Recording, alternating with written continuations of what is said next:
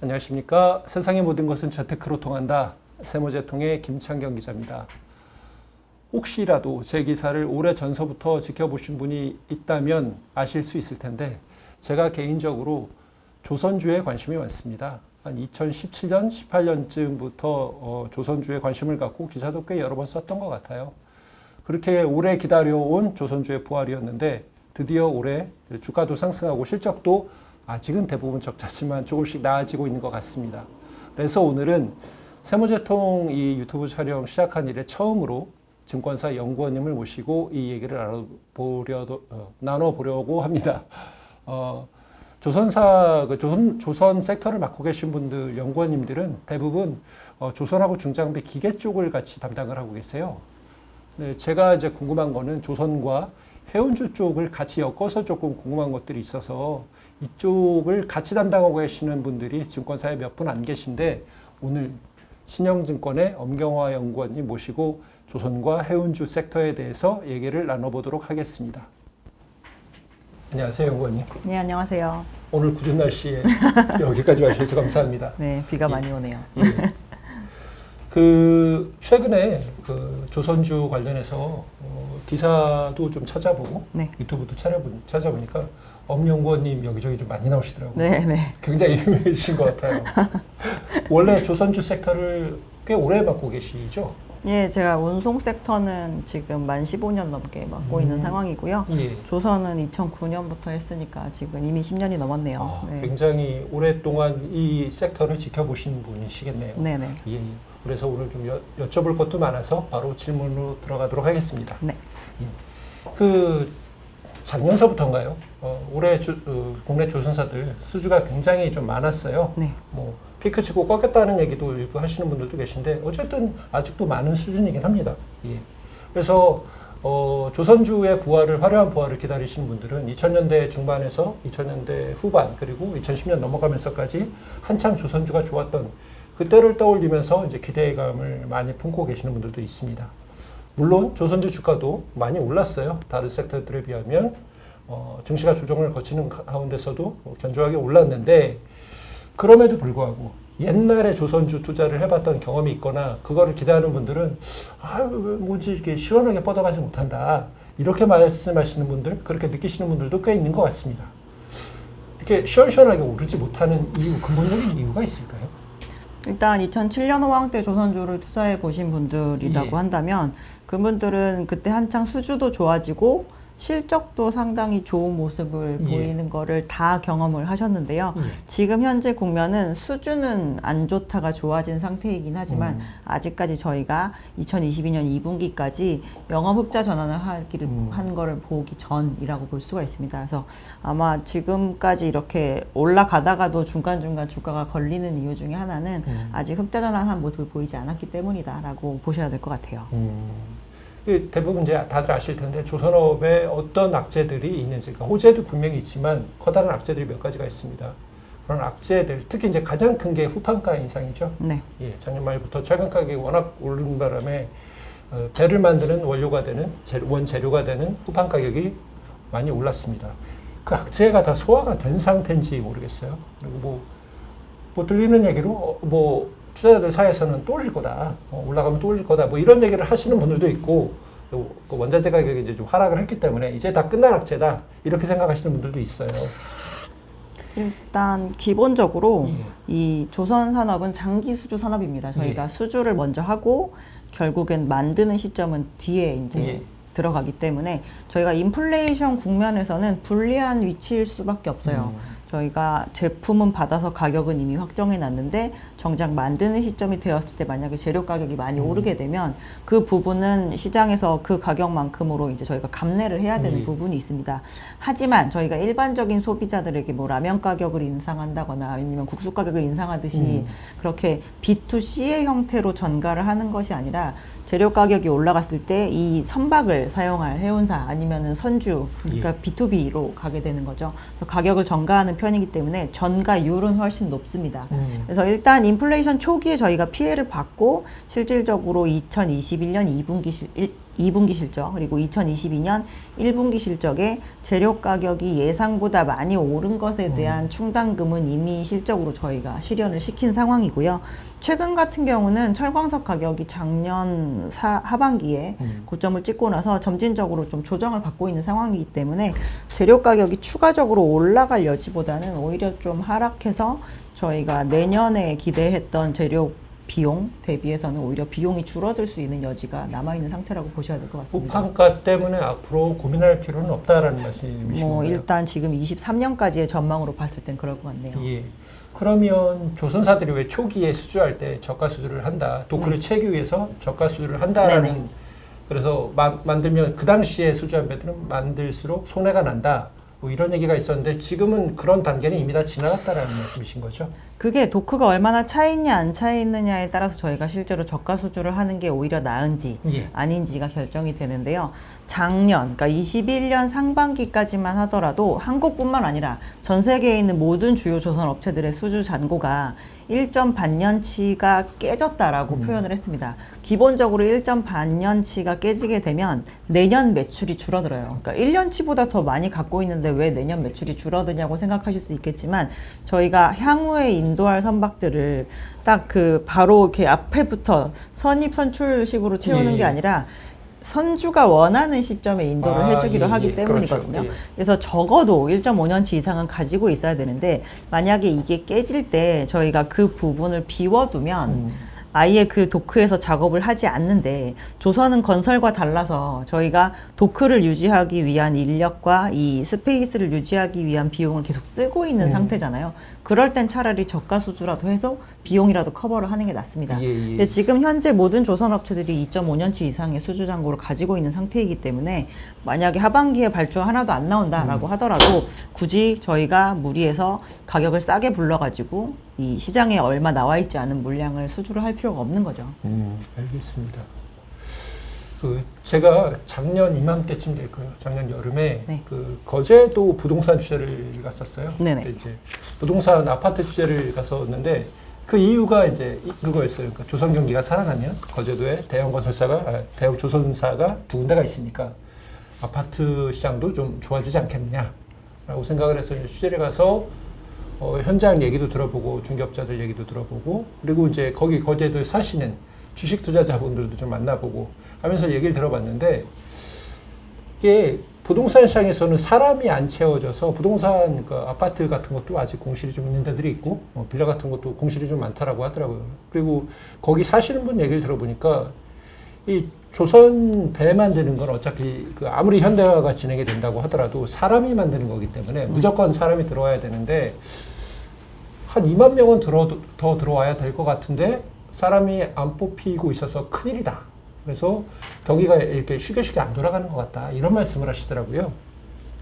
그 이제 작년에 제가 들었던 말을 올해 이제 몇 달 사이에 지금 계속 듣고 있어요. 그러니까 조선사들도 마찬가지고 납품업체들도 마찬가지고 사람이 안 뽑혀서 난리다. 그리고 얼마 전에 이제 대우조선해양 파업 사태도 있었죠. 거기도 이제 임금 문제 때문이었었는데 아직도 계속 현장에서는 인력이 모자란 것 같아요. 네. 이 문제가 그냥 언뜻 생각하기로는 단기간에 풀릴 수 있는 문제가 아닌 것 같은데 배를 실제로 만들어서 선주들한테 납품을 하는데 문제가 없나요? 일단 기자님이 거제도를 가신 시점은 거제도가 한가한 시기에 가신 것 작년 같습니다. 8월에 좀 한가했었네요. 왜냐하면 네. 저희가 21년에 수주를 많이 한 건 맞지만 예. 그 배들을 제일 많이 만드는 시기는 내년입니다. 예. 그래서 작년과 2021년과 2020년까지 배를 만들어 달라고 주문한 주체들은 좀 적어요. 예. 그래서 저희가 예전 대비해서 이렇게 매출이 조금 다운된 상황에서 거의 2년 정도의 시간을 보낸 상태입니다. 그리고 저희가 내년에 이제 많은 선박을 인도를 해야 되니까 올해 하반기 정도부터 그 물량들이 조금 건조량이 이렇게 늘어나겠죠. 그래서 뭐 한 6조 원어치만큼의 배를 만들던 조선 업체들 같은 경우 내년 정도가 되면 거의 7, 8조 원어치의 배를 만들어야 되는 그런 상황이 됩니다. 그래서 작년에는 당연히 아직까지 실제 건조량이 늘기 전이었었기 때문에 어쩔 수 없는 상태이고요. 내년에 대한 준비를 하면서 요즘에 이제 인력 부족 현상 얘기가 자꾸 나오고 있는 상태입니다.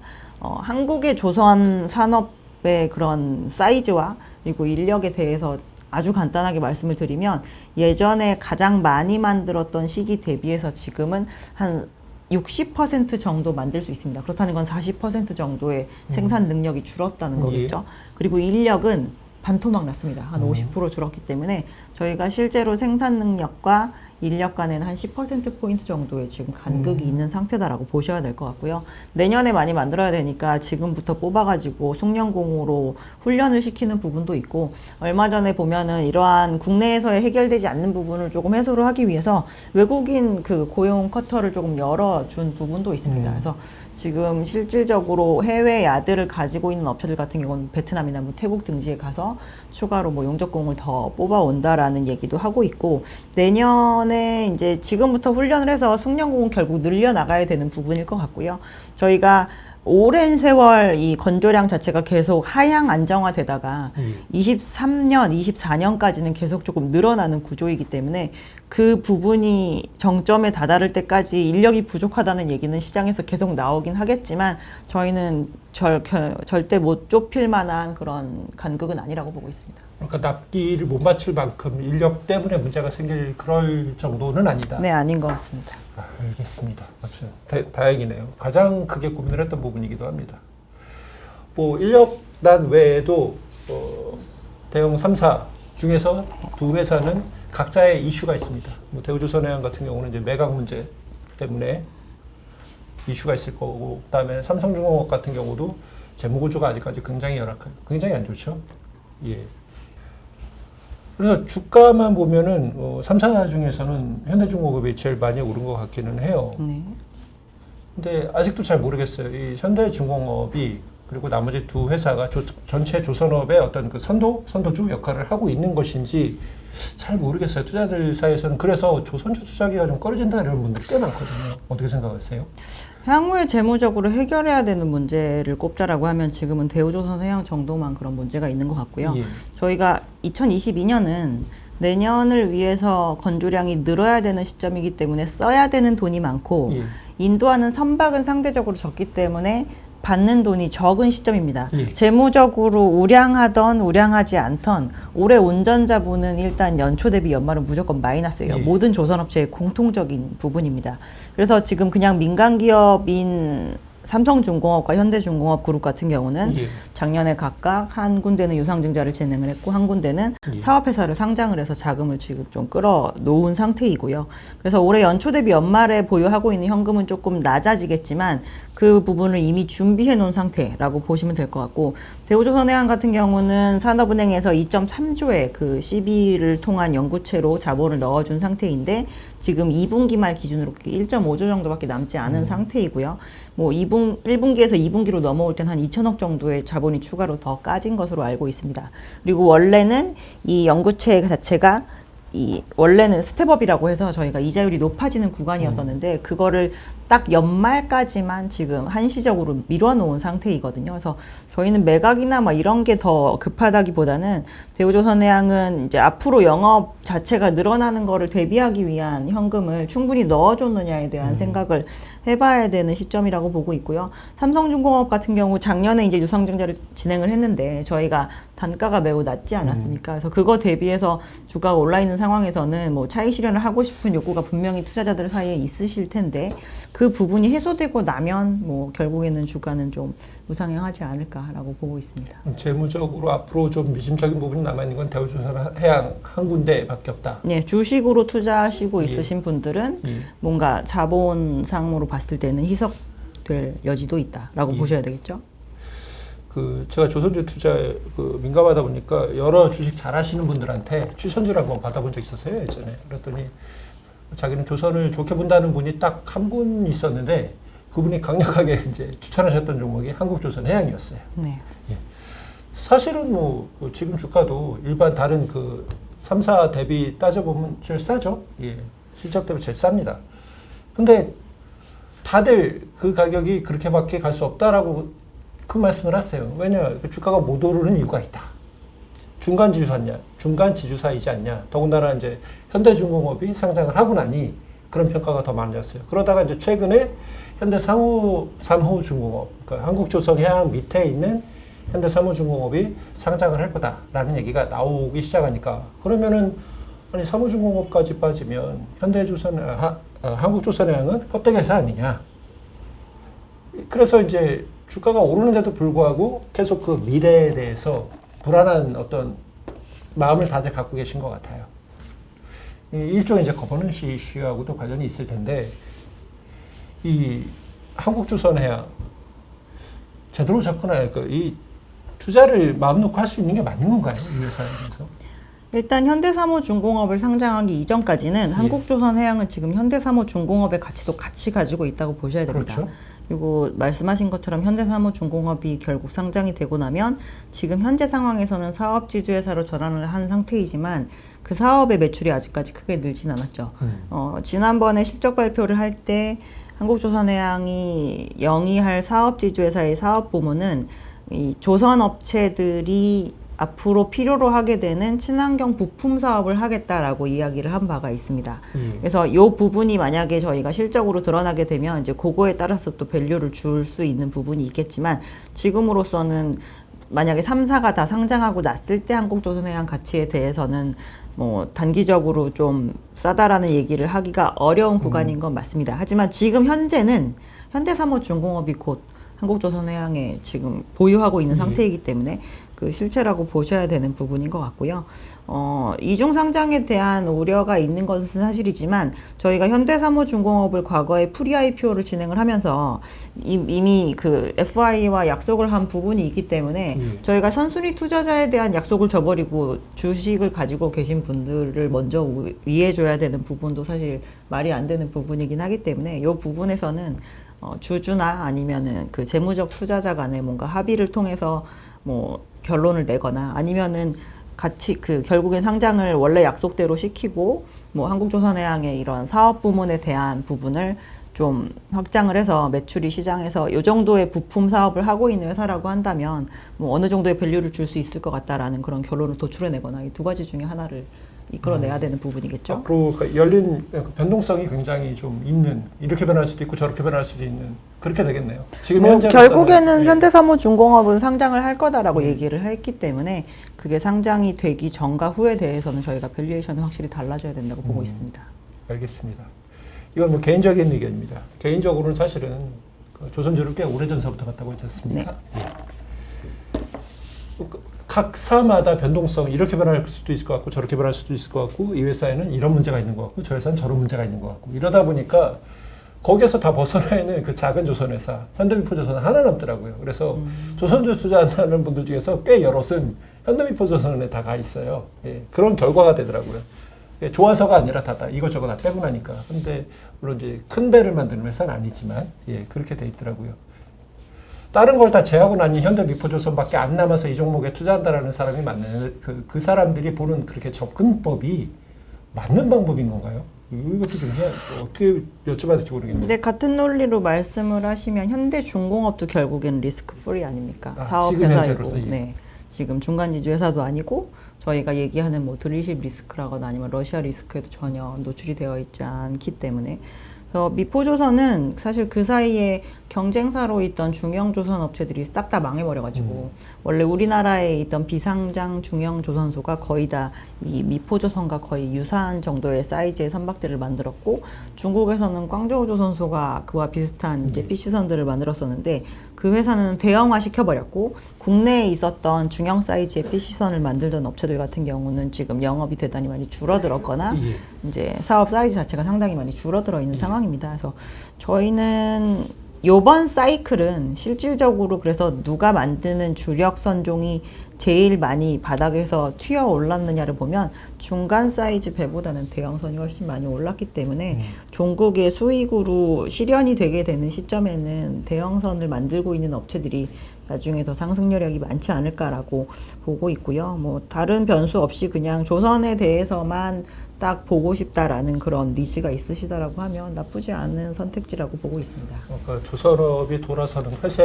회복하는 초기이기 때문에 현대미포조선이 조금 더 주목을 받은 것이고 앞으로 시간을 두고 간다라고 하면은 여기보다는 조금 더 대형사들이 더 실적이 나을 것이다 라는 말씀이신 거죠. 뭐 국내 조선사들 지금 3사들 실적이 늘고 있고 적자는 나고 있지만 적자 폭이 계속 줄어들고 있습니다. 뭐 결국 수주가 계속 늘면 좋은 가격의 배를 수주해 오면 실적은 늘어날 수밖에 없겠죠. 어떤 악재가 있든 간에. 예. 그리고 이제 이번 그 조선의 부활을 이끈 선종이 LNG 선박입니다. 네. 예, 어떻게 하다 보니 뭐 외부 변수, 전쟁이라는 외부 변수까지 생겨갖고 조금 더 이제 힘을 받은 것 같아요. 근데 굉장히 오래 전서부터 그 LNG 선박에 대해서 기대를 했던 사람들이 기다렸던 게 카타르의 대규모 발주였었거든요. 작년부터 나오기 시작을 한 거잖아요. 올해부터 나오기 올해부터 나오기 시작을 한 거잖아요. 근데 수주는 꼭지를 쳤다라고 사람들이 얘기를 한 편에서 그렇게 얘기를 하는 거니까 그러면 카타르 선박이라든지 대형 그 LNG 선박을 발주를 해야 될 필요가 있는 그런 그 선주들이 있을 텐데 그럼 얘네들은 발주가 거의 다 끝나가는 건가 벌써? 이렇게 생각이 돼요. 예정되어 있는 발주라고 해야 될까요? 예정되어 있는 대형 발주가 뭐 절반을 넘어선 상황인 건가요? 이게 계속 줄어가는 상황인 건가요? 아니면 아직 나와야 될 배들이 훨씬 더 많은 건가요? 발주가 나와야 될 배들이. 카타르게 국내에 있는 3사에게 예약한 선박은 처음엔 한 135척 정도 됐습니다. 각각의 회사에 45척씩. 그게 이제 언제까지 발주를 해야지 이 예약분에 대해서 실행을 할 수 있는 그런 권리가 있는데 그게 일부는 소진이 되었고요. 그러니까 작년 말부터 계속 얘기가 나왔는데 결국 수주가 실행이 된 거는 이제 올해 1분기 말미 정도에부터 실행이 됐었는데 그때 아직까지 권리가 남아있는 도크의 스페이스는 한 100개 정도 3사 기준으로 한 30척대 중반 정도만 이제 유효한 상태로 됐었습니다. 그래서 카타르 프로젝트 한 개만 보자라고 한다면 지금 올해 하반기에도 여전히 좀 남아있고 뭐 전체 100척 중에서 아직까지 50개가 발주가 나오나 마나 한 정도기 때문에 절반 이상 남아있는 것으로 보이고요. 이거 말고도 예정된 대형 프로젝트 중에서는 이제 모잠비크 프로젝트 같은 데들이 아직 남아있는 상태입니다. 저희가 카타르를 이렇게 크게 이야기를 하는 이유는 전 세계 LNG 캐리어가 몇 척 있을 것 같으세요? 글쎄요. 한 700척 정도 있습니다. 전 세계 배가 10만 척 정도 있는데 LNG 캐리어는 되게 규모가 작은 그런 산업인데요. 이 카타르가 저희가 2004년에도 되게 대형 발주를 했던 주체라서 저희 우리나라에 있는 이 조선업체들과는 되게 히스토리가 깊은 그런 국가인데요. 그 당시에 카타르는 전 세계에서 LNG를 가장 많이 수출을 하는 국가였었습니다. 그래서 그때 전 세계 LNG 캐리어가 200척밖에 없었는데 100척을 발주했어요. 그래서 되게 큰 임팩트를 줬었는데 이번에는 그 사이즈가 이제 그때 당시보다 한 3배가 된 상태에서 또 100척을 시장에다가 발주를 하면서 이제 들어오고 있는 상태이기 때문입니다. 근데 원래 LNG는 한 번에 발주하는 주체가 뭐 2개, 3개 이렇게만 발주를 하는 선형이지 한 번에 이렇게 시리즈 발주 효과가 날 수 있을 정도로 크게 발주를 하는 주체는 잘 없는 선종인데 이게 나왔기 때문에 저희가 그거에 대해서 왈가왈부를 되게 많이 하는 부분인데요. LNG 자체 시장이 용처가 되게 다양화되면서 바뀌고 있는 상황입니다. 원래 LNG는 가정용과 파워플랜트용으로밖에 쓰지 않는 되게 용처가 제한적인 에너지예요. 근데 요즘에 이제 저희가 LNG로 가는 배, 뭐 이런 식으로 해서 LNG를 연료화 시키려고 하는 그런 움직임이 있는 거잖아요. 그래서 어떻게 보면 오일이 하고 있는 역할을 LNG로 조금 옮겨간다라고 하는 건데 지금 전 세계 오일 캐리어 한 13,000척 정도 있습니다. 그래서 이 역할이 일로 조금 옮겨지면 아예 LNG 시장 자체가 대단히 크게 확대가 되지 않을까에 대한 기대도 하는 것이고 이제 이오 텍소노미에서도 얘기했지만 저희가 천연가스와 원자력을 이 친환경적인 에너지로 인정을 하겠다라고 하는 거잖아요. 그래서 이 마켓 자체가 얼마나 커질지에 대해서는 저희는 상한선을 두기에는 지금 너무 초기 단계가 아닌가라고 좀 생각을 해볼 수 있는 단계인 것 같습니다.